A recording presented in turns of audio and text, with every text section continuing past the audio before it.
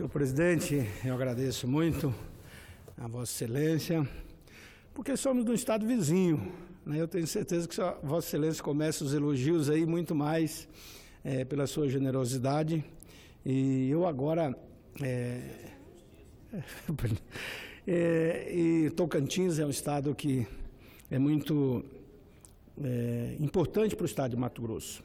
Nós temos ali algumas lutas, a senadora Cátia Abreu, o senador Vicentinho e Vossa Excelência que aqui está, mostrando brilhantismo, conhecimento das questões nacionais e a defesa pelo seu estado e pela nossa região. Precisamos concluir ali a 242, ligando a BR-158, São Félix do Araguaia, e atravessando toda a ilha do Bananal, né?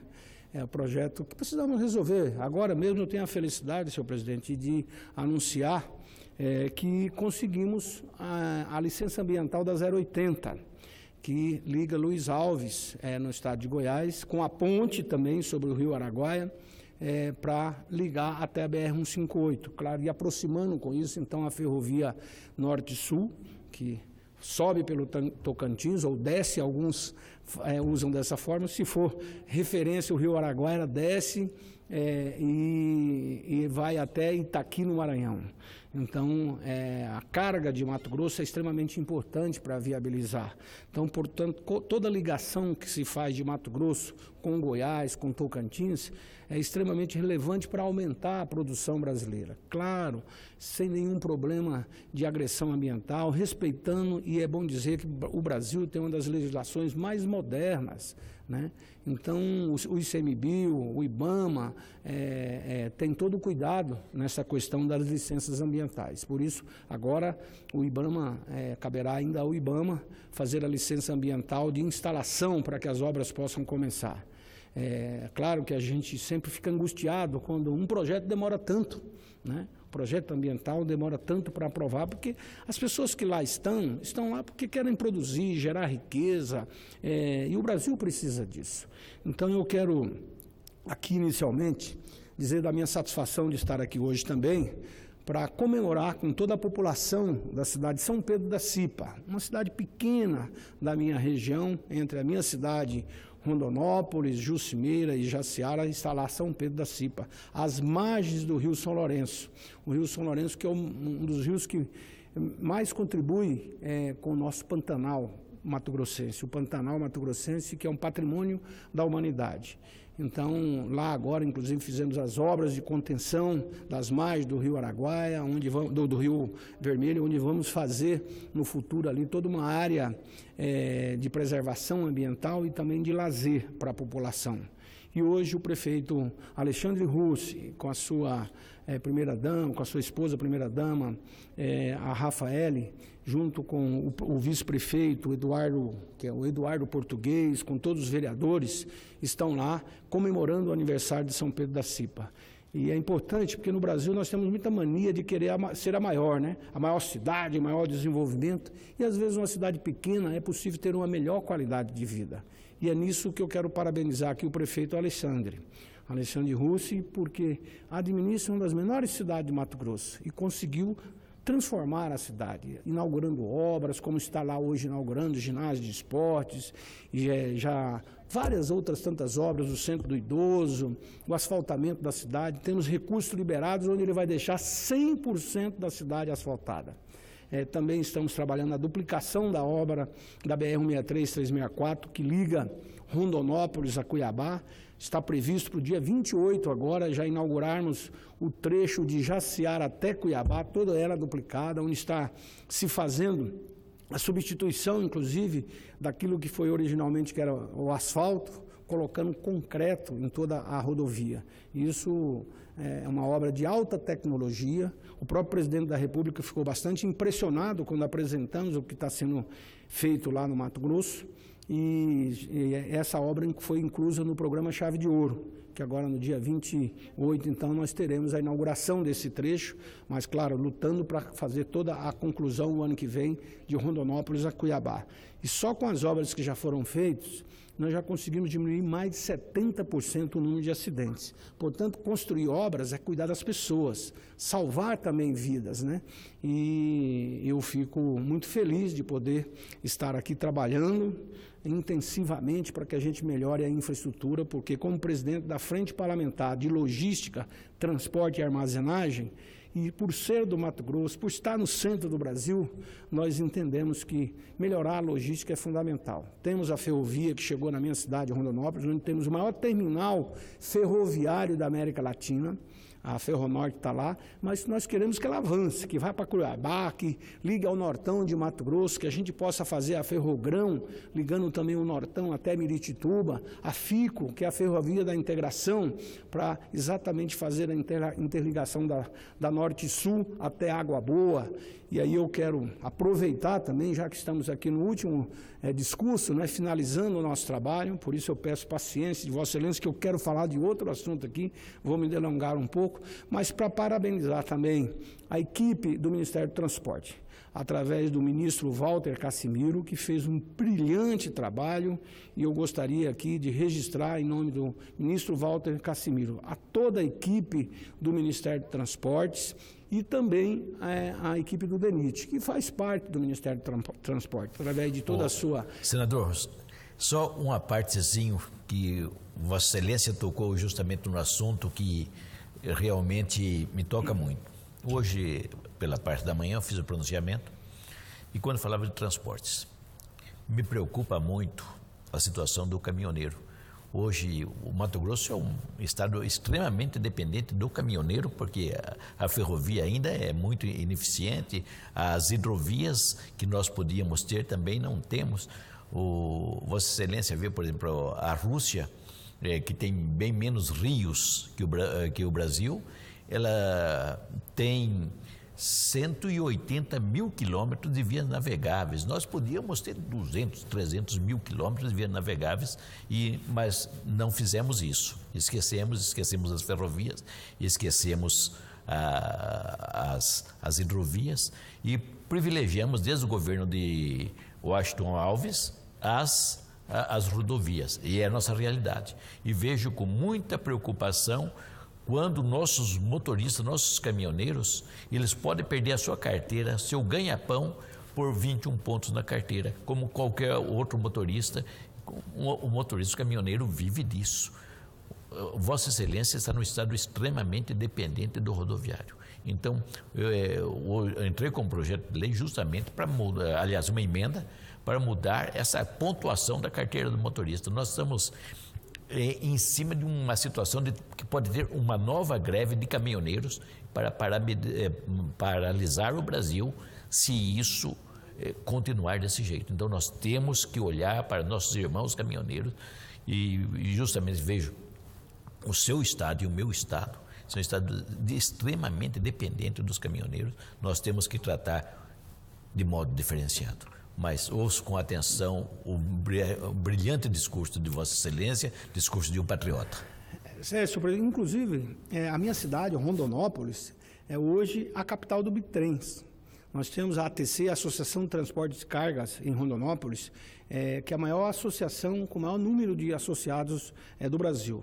E agora há pouco, eu fui relator da área de defesa e justiça e tive a oportunidade, então, de conversar muito com as Forças Armadas. Agora de manhã, estava num café da manhã lá na Aeronáutica, conversando com os brigadeiros e assim como também estive com o general Vilas Boas. E, para minha surpresa, Rondonópolis foi o ponto nevrálgico da questão da greve dos caminhoneiros. E a informação que as Forças Armadas, principalmente o Exército, nos passou, lá nós temos a unidade do 18º GAC, e ali, exatamente por ser um entroncamento, um grande entroncamento das BR-364 com a 163, e uma cidade onde temos milhares de caminhoneiros que lá residem. Então, com isso, ali foi um ponto extremamente nevrálgico que poderia praticamente ter uma guerra civil. Então, por isso eu quero, inclusive, parabenizar o trabalho da Polícia Rodoviária Federal, do Exército Brasileiro, de todas as Forças Armadas que lá tiveram trabalhando com inteligência. Ao invés de criar o conflito, foi exatamente na negociação que conseguimos fazer com que essa greve não pudesse se agravar muito mais e levarmos para conflitos que não teríamos aonde chegar, nem saber, nem dimensionar. Então, eu quero aqui ainda, senhor presidente, poderíamos estar falando aqui na logística de um modo geral, é muito importante para nós todos do Centro-Oeste. Mas eu quero também dizer que duas obras, além dessa obra da duplicação da 163, também conseguimos incluir as obras da conclusão do Hospital e Pronto-Socorro de Cuiabá, uma magnífica obra no programa Chave de Ouro. E eu quero registrar o trabalho do senador Blairo, que junto comigo trabalhamos muito e convencemos o presidente da República, o ministro Marum, toda a equipe, de incluir essa obra, que é fundamental para Mato Grosso e para a região amazônica, porque Cuiabá hoje atende a questão da saúde, não só o estado de Mato Grosso, o estado de Rondônia, a Bolívia, muita gente acaba indo para Mato Grosso. E conseguimos a liberação de 100 milhões de reais para a conclusão de forma muito rápida. E aí eu quero parabenizar também o prefeito Emanuel Pinheiro, porque ele até mudou a sede da prefeitura para dentro da construção do Hospital e Pronto-Socorro de Cuiabá. E vamos ter agora a conclusão, já com os equipamentos, e quero anunciar que hoje tivemos a liberação dos restantes dos 30 milhões de reais, já liberado na conta da prefeitura, para a conclusão do Hospital e Pronto-Socorro de Cuiabá. Então, são 100 milhões liberados fora do orçamento que estava definido para Mato Grosso. Por isso, é relevante registrar aqui o papel também do apoio que tive, juntamente com o senador Blairo Maggi, e depois toda a bancada, né? E, além disso, também tivemos a liberação dos recursos para a Santa Casa de Misericórdia de Cuiabá, que a Santa Casa tem mais de 80 anos.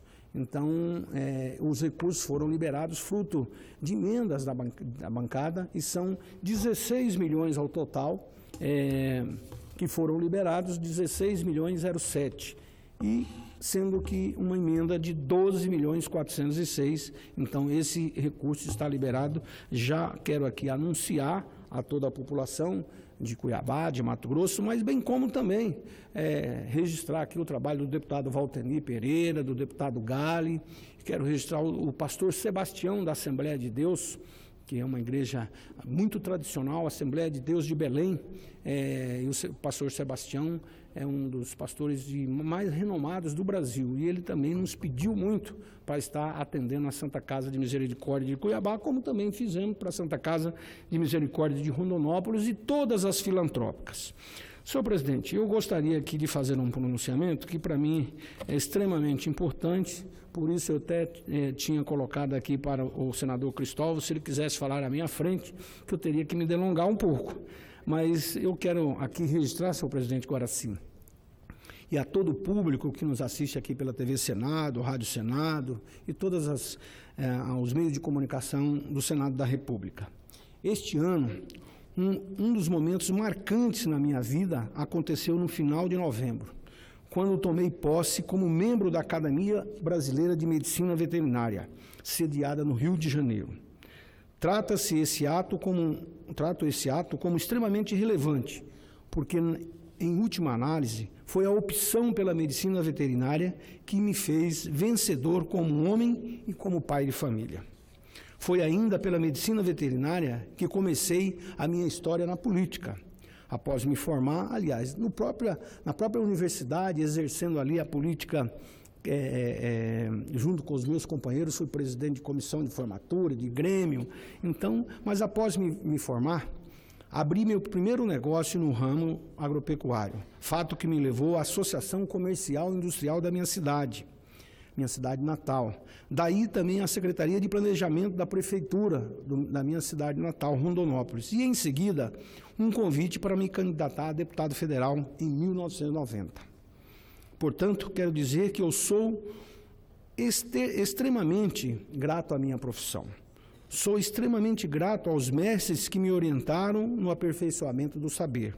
Extremamente grato a todos que me incentivaram nesse caminho. O caráter da imortalidade auferido ao ser acolhido como membro da Academia Brasileira de Medicina Veterinária faz com que, na verdade, a honraria me acarrete um acréscimo à responsabilidade para com a nação brasileira e com o próprio desenvolvimento da medicina veterinária no Brasil, ficando sua importância e também as suas oportunidades. E elas são muitas, muitas e grandiosas, o que me impõe enormes desafios. Dados da FAO, órgão das Nações Unidas para a Alimentação e Agricultura, informa que em 20 anos a população mundial aumentará em 20 bilhões de pessoas. Por outro lado, nenhum outro país do mundo dispõe de capacidade de aumentar a sua produção de alimentos para suprir essa demanda do crescimento populacional de todo o mundo. A China, de maior população no planeta, já se exauriu na sua capacidade de aumentar a produção, isso por diversos motivos, inclusive de caráter ambiental. Lá, o lençol d'água diminui 1 metro a cada 10 anos. Por isso, sem condições de suprir as culturas vegetais de valor econômico, bem como de atender com água a população animal e humana, já está praticamente exaurida. Por esta razão, a China tem aumentado vigorosamente a importação de produtos de proteína, de produtos para a alimentação do seu país. Os Estados Unidos, que é o maior produtor e exportador de alimentos, em geral para todo mundo, também está com a sua capacidade no limite. A Europa segue o mesmo caminho, com o aumento das importações, vide a busca incessante de parceiros comerciais mundo afora. A Rússia, que estive lá inclusive com a senadora Cátia Abreu, para discutir a exportação de produtos brasileiros, principalmente da proteína animal, que é o maior país em dimensões territoriais do mundo, com 176 milhões e meio de quilômetros quadrados. Também a Rússia enfrenta questões de ordem climática, com baixas temperaturas na maior parte do ano. A África, com 57 países, por sua vez, vive, infelizmente, há décadas em conflitos políticos e tribais, que também impedem o desenvolvimento na agropecuária. Diante desse conhecido quadro, o nosso Brasil figura como protagonista da segurança alimentar. Nós temos clima, abundância de terras e um povo extremamente trabalhador, algo que, de certa forma, já estava predestinado pela história. Somos, portanto, terra de produção agrícola, terra de produção agropecuária, ou seja, da agropecuária. Esse casamento espetacular que reúne condições climáticas, geográficas e humanas, no entanto, exige de todos nós absoluta consciência política e amadurecimento institucional para que possamos, de fato, ocupar esse espaço que o mundo está a nos oferecer. Como observei, senhor presidente Guaraci, naquela sociedade, o Brasil agora adentra uma nova e esperançosa quadra de progresso material e desenvolvimento humano. A materialização desse emergente projeto nacional dependerá, numa medida importante, da contribuição da nossa comunidade profissional, a nossa comunidade de médicos veterinários. A agropecuária é e será cada vez mais um dos principais motores a impulsionar o encontro do Brasil com seu futuro de prosperidade e justiça social. Em abril último, o Senado se associou às comemorações ao reconhecimento pelo Conselho Científico da Organização Mundial de Saúde Animal, a OIE, do Brasil como país livre da febre aftosa com vacinação. Lembro que naquela ocasião, procurei lançar luz sobre o longo processo de amadurecimento institucional e a cooperação duradoura da comunidade profissional da medicina veterinária com o Brasil rural e também as autoridades públicas, processo que possibilitou essa importante conquista. Tarefa pronta? Não, senhoras e senhores, não está pronta e nunca estará.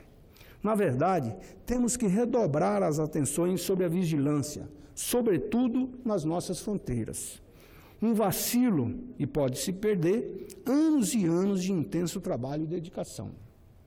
Nossos órgãos precisam estar atentos e estruturados, ou seja, com os recursos suficientes para exercer essa atividade tão essencial ao nosso país e ao mundo. Aqui é o apelo que faço. Aliás, em nome da sanidade animal do nosso país e em defesa da saúde pública, insisto na necessidade de fortalecimento da Secretaria de Defesa e Vigilância Animal do Ministério da Agricultura. Trata-se, senhoras e senhores, do grande, se não for o maior, seguro do produtor rural, tanto que dos que produzem commodities agrícolas como o produtor de proteína animal. Nessa linha, precisamos ainda, com base no diagnóstico já muito conhecido, ampliar o quadro efetivo de auditores fiscais federais agropecuários. Rogo ainda atenção especial aos governadores para que deem atenção especial à estrutura da defesa sanitária em seus estados.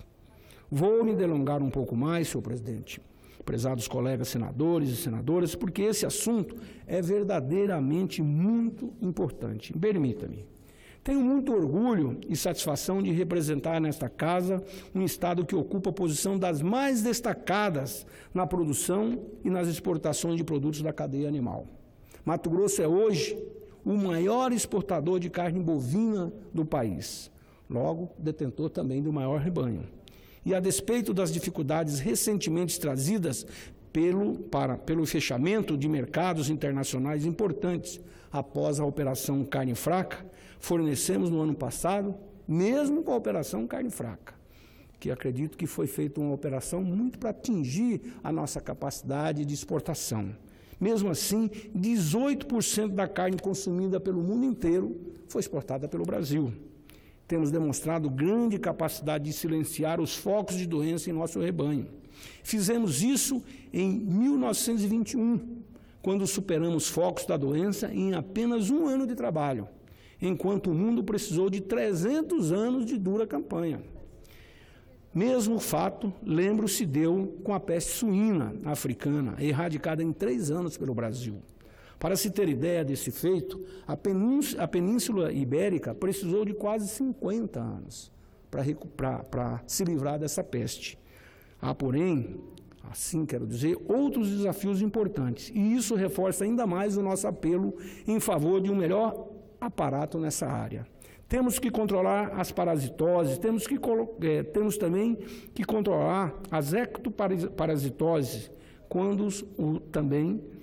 as endoparasitoses, bem como os hemoparasitas, porque esses têm sido, em verdade, o grande inimigo dos produtores rurais brasileiros, provocando grandes prejuízos. Por isso, quero dizer que aqui a Academia Brasileira de Medicina Veterinária, da qual tenho a honra e grata felicidade de agora ser membro, se associa a essas preocupações no cumprimento do destacado papel do Centro Referencial de Pensamento, verdadeira usina de ideias e de propostas de políticas públicas para o fortalecimento dessa colaboração em temas estratégicos. E estamos coesos, senhor presidente, na certeza de que muito pouco avançaremos nessas e em todas as outras frentes da atuação, se não pensarmos em investimentos sérios na qualificação e no aperfeiçoamento continuado da nossa categoria.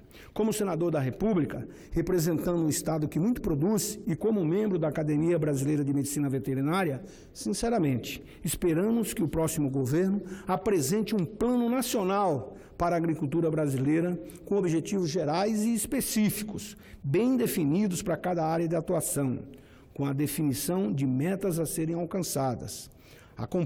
Acompanhando, claro, da indicação de recursos a serem liberados de forma regular, garantindo a efetividade e segurança aos investimentos públicos. A agropecuária brasileira, senhoras e senhores, por mais avanços que tenham ocorrido nas recentes gestões, com a presença de nossos senadores aí, mais uma vez, quero referir a Cátia Abreu e posteriormente também o Blairo Maggi, à frente do Ministério da Agricultura, ela ainda carece de um plano de desenvolvimento efetivo para suas respectivas áreas, pois estamos diante de um setor que dá efetivas respostas à economia nacional e, sobretudo, diante de uma representatividade e responsabilidade perante o mundo.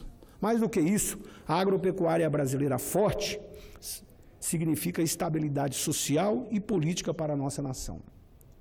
E eu digo, não existe estabilidade política e tampouco estabilidade social e econômica se tivermos uma camada da população passando fome. Não adianta exportar se tivermos brasileiros aqui passando fome. Se temos paz em nosso país, é porque o povo sabe da nossa capacidade de produzir alimentos, e alimentos em quantidade suficiente para atender toda a demanda. Se pessoas passam fome em nosso país, a culpa não é do campo. A culpa é de uma política agrícola que tem que ser feita com armazenamento, com distribuição, para que chegue o alimento a todos. Evidentemente, esse necessário Plano Nacional de Desenvolvimento Agropecuário precisa estar de acordo e fundamentalmente contemplado nas suas exigências dentro do Plano Integrado de Desenvolvimento Nacional.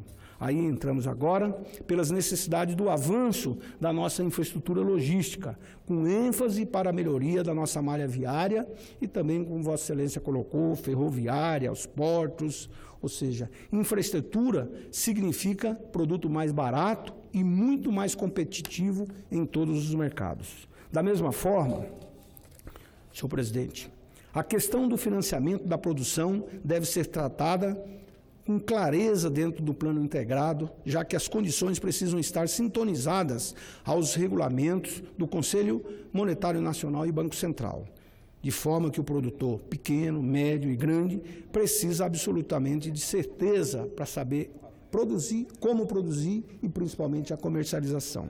Nesta conta de necessidades por uma melhor agropecuária, produtos de excelência na mesa do cidadão e competitividade de preços, o setor ainda reclama por técnicos melhor treinados para a atividade de desembaraços burocráticos, atuando para facilitar o entrosamento do setor público com o setor privado. Criar, por exemplo, as condições necessárias para que os produtos sejam registrados e as inspeções do ponto de vista higiênico, sanitário e tecnológico sejam igualmente céleres e garanta ao consumidor e ao exportador produtos de qualidade e certificados pelo governo brasileiro. Já estamos, aliás, encaminhando essas questões junto ao presidente eleito, Jair Bolsonaro, e seus auxiliares, contando, inclusive, com o entendimento do futuro ministro da Casa Civil, nosso companheiro Onyx Lorenzoni, cuja família tem origem na medicina veterinária. Pai do Onyx Lorenzoni era um veterinário, ele parece-me que tem 3 irmãos veterinários, o filho do Onyx é veterinário, e Onyx é exatamente a pedra da veterinária.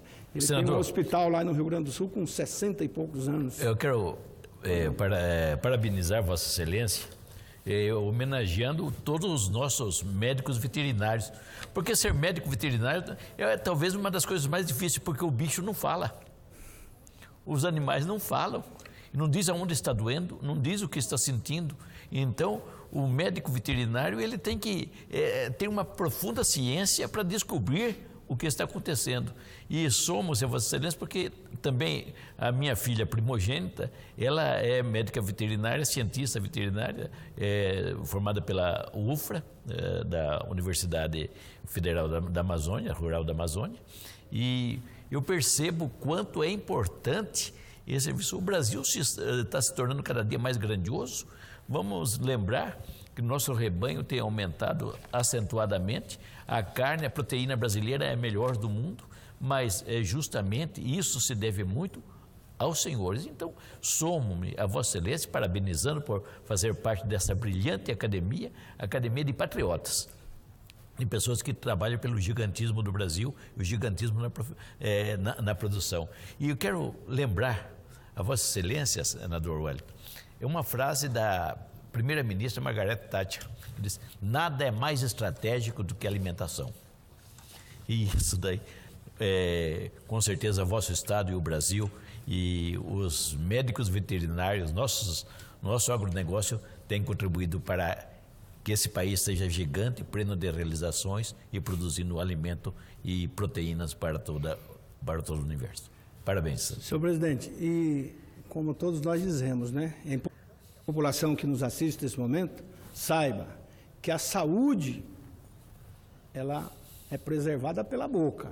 Se tem bom alimento, com certeza, uma boa alimentação da população, a criança vai ter um maior desenvolvimento, então com isso a alimentação farta, de qualidade, é fundamental para o ser humano.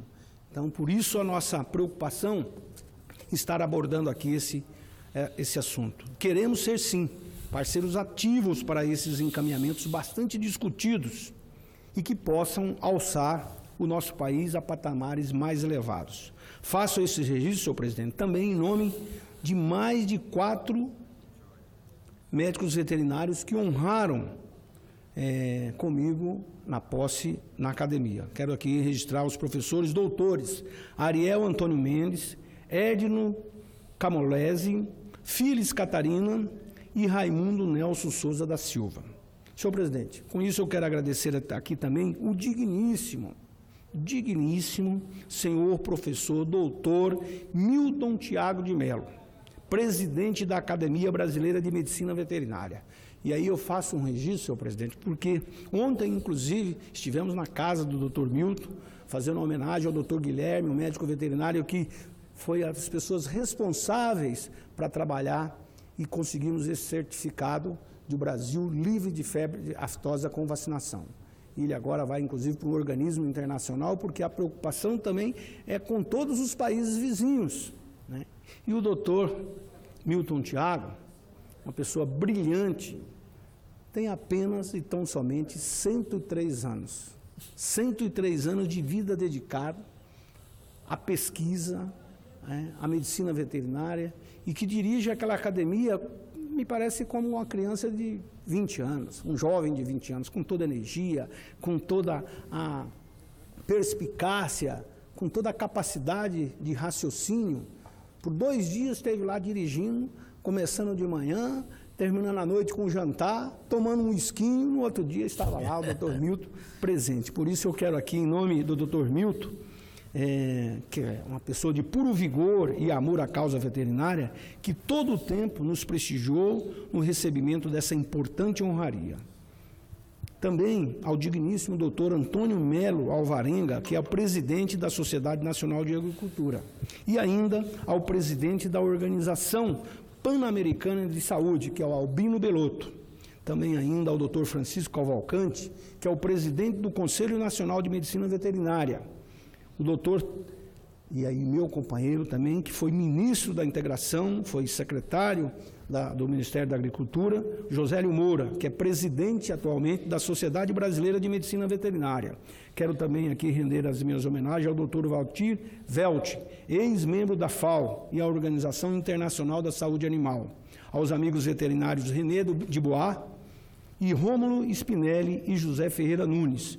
Também quero homenagear especialmente ao saudoso ex-senador Jonas Pinheiro, do meu estado, e que também foi membro da Academia Brasileira de Medicina Veterinária, uma referência na agricultura agropecuária brasileira. Para encerrar, senhor presidente, quero dizer que me sinto feliz e muito esperançoso com a estimulante convicção de que fomos chamados a colaborar num processo de institucionalização profissional, energizado pela entidade que, no presente, extrai do seu glorioso passado a confiança necessária para edificar um futuro cada vez mais brilhante para a medicina veterinária do nosso país. Com a devida tolerância, gostaria ainda de fazer mais 2 pequenos registros.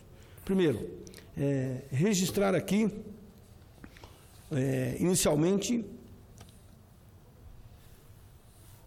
na minha cidade, Rondonópolis, que aí eu quero dar a notícia para a minha cidade, que hoje ontem na verdade, conseguimos assegurar os recursos do Ministério do Turismo para a implantação da avenida de acesso para a ligação dos pontos turísticos da cidade, localizados à margem do Rio Vermelho, onde vai ser implantado o Parque Seriema.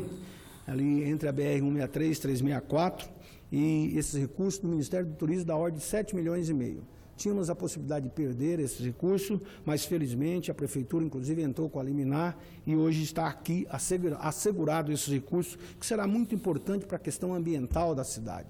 Fazer com que Rondonópolis, grande parte da água que abastece a população é retirada do Rio Vermelho. Então, preservar as margens do Rio Vermelho, voltar o rio para voltar as pessoas para o rio é extremamente importante. E quero dizer que também asseguramos ainda mais 4,1 milhões para a implantação e restauração do pavimento asfáltico da Avenida Rio Vermelho, entre a Avenida Bandeirantes e a Avenida Ponce de Arruda, e também a drenagem de águas fluviais na Avenida Amazonas, entre a Rua Rosa Bororo até a margem do Rio Vermelho. Além disso, também garantimos este ano mais 2,5 milhões para obras de drenagem e asfalto do Jardim das Paineiras, resultado também de uma emenda de minha autoria. No mais, senhor presidente, quero aqui desejar a todos boas festas, um ano cheio de realizações, e aí uma mensagem de carinho e afeto aos colegas senadores que estão deixando o mandato, agradecendo pelo tempo e por terem emprestado experiência para construir um Brasil melhor. E aí, ainda, eu quero aqui trazer a minha satisfação, encerrando, já que o nosso companheiro Cristóvão Buarque vai fazer aqui também a sua oração. Eu que tive a oportunidade de aprender muito com o senador Cristóvão Buarque, ele que é uma das referências internacionais na área da educação. Tive o prazer de tê-lo como vice-presidente da Comissão Senado do Futuro.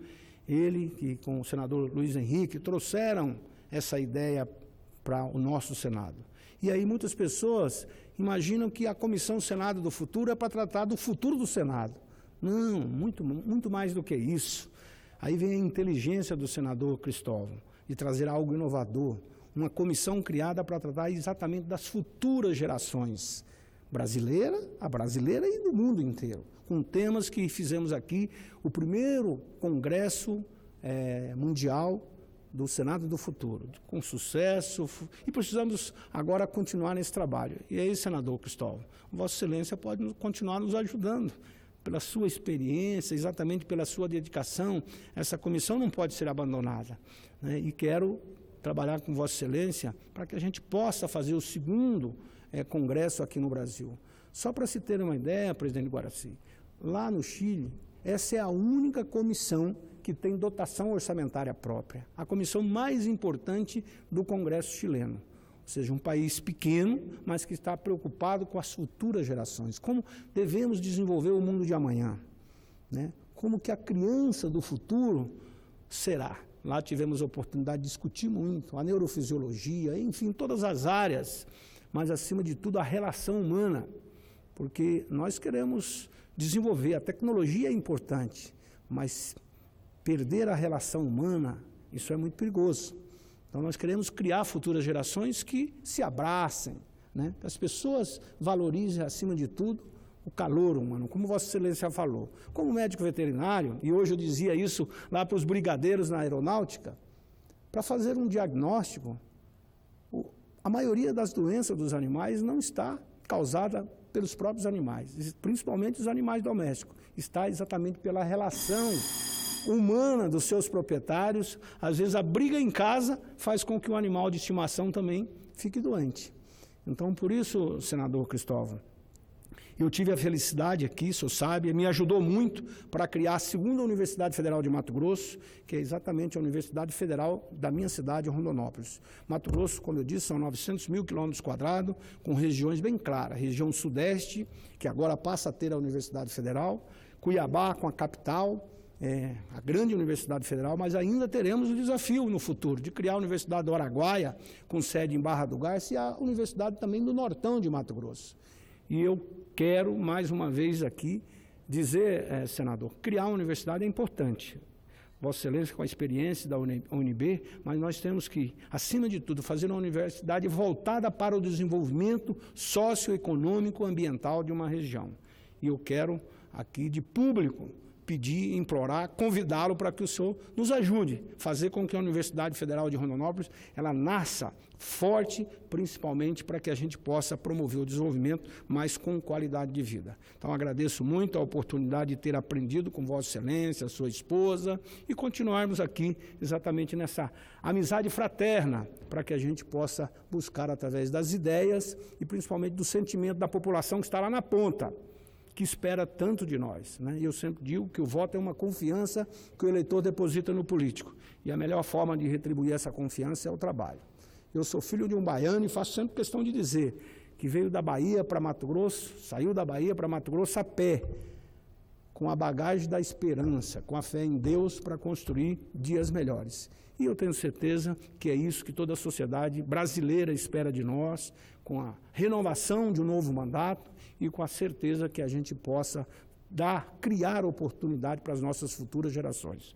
Muito obrigado, senador Cristóvão, em nome de todos os companheiros, senador Guaraci, a tolerância também de poder nos ouvir aqui.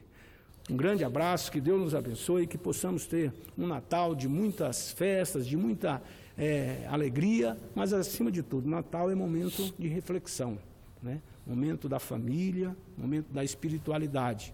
Eu tenho certeza que com essa oportunidade poderemos pensar no ano que vem, principalmente para nós, que temos aqui a responsabilidade de tomar as decisões do país, né? Levar o nosso Brasil para o desenvolvimento, para a geração de emprego e de oportunidade para todos os brasileiros. Muito obrigado.